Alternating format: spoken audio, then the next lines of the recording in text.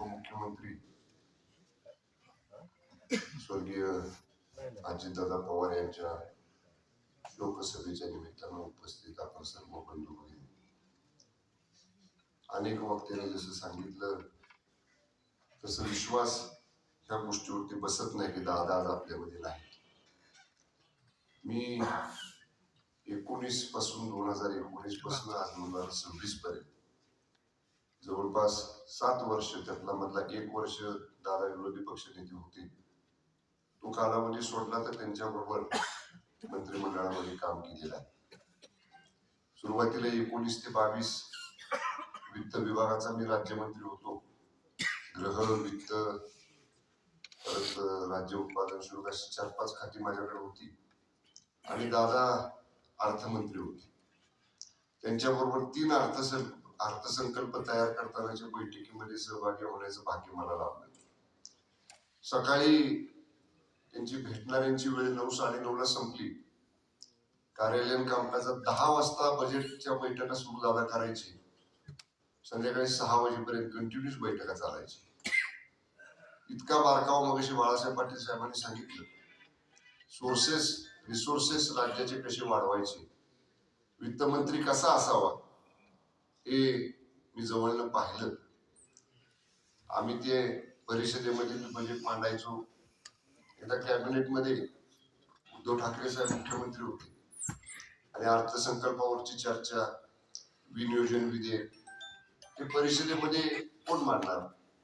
उद्धव ठाकरे साहेब दादांना म्हटले की दादा तुम्ही सभेतलं कामकाज करा आणि वर जावं परिषदेमध्ये. दादा म्हटले माझा राज्यमंत्री तयार आहे, मला काही परिषदेत जायची गरज नाही. आमचा राज्यमंत्री परिषदेमध्ये बजेटचं उत्तर पण देईल आणि विनियोजन विधेयक सगळी जी काही बिलं वित्त संबंधातली आहेत ती पूर्ण करून घेईल. म्हणजे एवढा विश्वास स्वतःच्या राज्यमंत्र्यावर त्यांचा होता आणि आपला राज्यमंत्री पण तयार झाला पाहिजे अशा पद्धतीचे स्वतंत्र अधिकार मला राज्यमंत्री म्हणून त्यांच्याबरोबर काम करताना त्यांनी दिले. नंतरच्या काळात मी म्हटलं तसं थोडा वेळ गेला. 22ला आदरणीय शिंदे साहेब मुख्यमंत्री झाल्यावर दादा थोडा कालावधीमध्ये विरोधी पक्ष नेते होते आणि पुन्हा जेव्हा दादा उपमुख्यमंत्री आणि वित्तमंत्री झाले, माझ्याकडे राज्य उत्पादन शुल्क विभाग होता आणि दादानी पुण्याचं बजेट करताना 1 नंबर त्याच्यावेळी महसूल विभाग म्हणजे स्टॅम्पचा विभाग जो महसूल सगळ्यात जास्त देतो, 2रा नंबर आमचा महसूलचा आणि 3रा नंबर हाऊसिंगचा आणि 3रा नंबर आमचा राज्य उत्पादन शुल्कचा. दादा म्हणले शंभूराज तुम्ही माझ्याबरोबर 2-2.5 वर्ष काम केलेलं आहे, तुम्हाला माझी काम करण्याची पद्धत माहिती आहे. तुम्हाला टार्गेट त्यावेळी मला आठवते 21,000 कोटीचं टार्गेट वर्षाला एक्साईज डिपार्टमेंटला ते मी दिलं होतं आणि मला तुमच्यासारखा मंत्री आहे, मला विश्वास आहे म्हणजे की तुम्ही टार्गेट अचीव कराल आणि आपल्याला रिसोर्सेस वाढवल्याशिवाय बजेटची साईज आपल्या राज्याची वाढणार नाही. बाळासाहेब पाटील साहेब, शशिकांत शिंदे साहेब आम्ही चर्चा करत होतो. आम्ही म्हणलं आता हे बजेट जेव्हा येईल आपलं आता मार्च महिन्यामध्ये, तेव्हा नक्कीच दादांची उणीव त्या बजेट मधल्या हायलाइट्स जेव्हा आपण बघू त्यावेळी दादांची उणीव नक्की आपल्याला सगळ्यांना ते बजेट बघताना या ठिकाणी भासणार आहे. प्रत्येक कामात वक्तशीरपणा आणि मैत्री जपणारा नेता. म्हणजे माझी त्यांची मैत्री खूप जुनी आहे. पण 2002ला जेव्हा जिल्हा परिषदेमध्ये सातारच्या अध्यक्ष करण्याची वेळ आली आणि त्यावेळेच्या समीकरणामध्ये राष्ट्रवादी काँग्रेस पक्षाचा अध्यक्ष करताना काही त्याला इतर पक्षांची मदत घ्यावी लागत होती. भाऊ सदाशिव सकपाळ भाऊ इथं आहेत. मी आणि सदाशिव भाऊ सकपाळ भाऊ आम्ही आमच्याकडे शिवसेनेचे आमचे सगळे सदस्य होते. दादा आमच्या दोघांच्याशी बोलले आणि आम्ही ठरवलं की दादाला आपण सगळ्यांनी मदत करायची आणि आम्ही दादाला मदत करून त्यावेळी राष्ट्रवादी काँग्रेस पक्षाचे जिल्हा परिषदेचे अध्यक्ष झाले. दादाने तिथून पुढं काम करताना कधी जिल्ह्यामध्ये जिल्हा परिषदेचे विशेष करून पालकमंत्री म्हणून काम करताना कुठल्या पक्षाचा आहे, कुठल्या गटाचा आहे, त्याचा फायदा आपल्याला राजकीय होणार आहे का नाही, असला कधीच विचार जिल्ह्याचा पालकमंत्री म्हणून काम करताना त्यांनी कधीच घेतला नाही. मला आठवतंय आत्मक्लेशचा विषय शशिकांत शिंदे साहेबांनी मांडला. मी एका विरोधी दुसऱ्या पक्षामध्ये होतो आणि दादांच्या त्या एका वक्तव्यामुळं दादा आदरणीय चव्हाण साहेबांच्या समाधीजवळ आत्मक्लेश करायला आले मी जरी दुसऱ्या पक्षात होतो तरी मी स्वतः त्यांच्याबरोबर जाऊन तिथे बसलो. का तर आपला एक मित्र आहे, आपली मैत्री आहे, आणि स्वतः संकटात असताना मित्राच्या बरोबर राहिलं पाहिजे. आणि दादा तिथं होते तोपर्यंत मी थांबलो. वर्तमानपत्रांनी चौकटी केल्या की शिवसेनेचे शंभूराज देसाई अजितदादांचे आत्मक्लेशामध्ये कसे. त्यावेळेच्या आमच्या पक्षातल्या नेत्यांनी सुद्धा मला त्याचा जाब विचारला, म्हणजे काय उत्तर द्यायचं होतं त्यावेळी मी ते दिलं.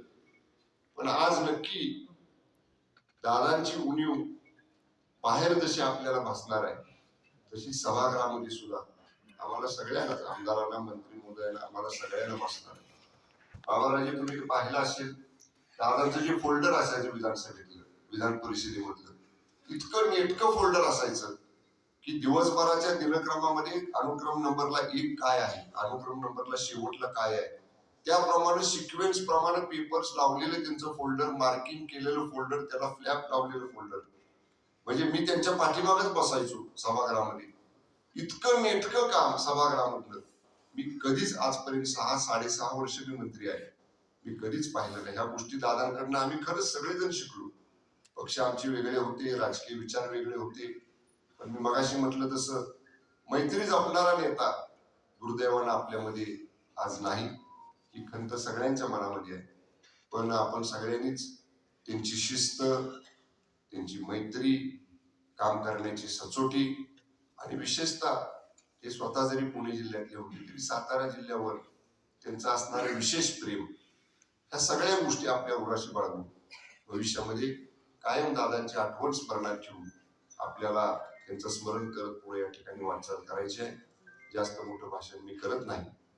आपल्या सातारा जिल्हावासियांच्या वतीनं स्वर्गीय उपमुख्यमंत्री अजितदादा पवार यांना, संपूर्ण जिल्ह्याच्या वतीनं, जिल्हावासियांच्या वतीनं, जिल्ह्याचा पालकमंत्री म्हणून जिल्ह्यातील सर्व माननीय मंत्री महोदय, माननीय आमदार महोदय, माजी आमदार महोदय आणि सर्व जिल्ह्यातील आजी माजी लोकप्रतिनिधींच्या वतीनं उद्या मी प्रशासनाला सूचना केलेल्या आहेत जिल्हाधिकाऱ्यांनी की प्रशासनाच्या वतीनं उद्या शोकसभा त्याला जिल्हाधिकारी कार्यालयात घेण्याच्या सूचना मी जिल्हाधिकाऱ्यांना केल्यात. पण जिल्हावासियांच्या वतीनं, आपल्या सर्वांच्या वतीनं स्वर्गीय अजितदादांना विनम्रपणाने मी श्रद्धांजली अर्पण करतो. ओम शांती.